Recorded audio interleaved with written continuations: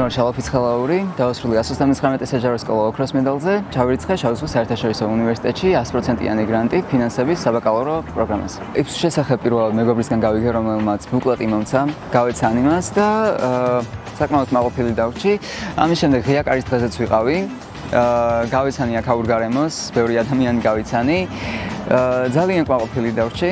ინგლისურის იმიტირებულ გამოცდასაც ვიყავი ეროვნულების წინ, რაც საკმაოდ დამეხმარა თვითონ გამოცდის პროცესში, გადამელახინა ნერვიულობის ბარიერი. როდესაც პირველად მოვედი ღია კარის დღეზე იფსუში, მაშინ შევატყე სტუდენტური გარემო, ლექტორების კარგი დამოკიდებულება. გარდა ამისა, ვიცი რომ ეს უნივერსიტეტი გამოირჩევა აქტივობების მრავალფეროვნებით, იმართება არაერთი ფესტივალი. დიდი ხანია დაინტერესებული ვარ ფინანსებით.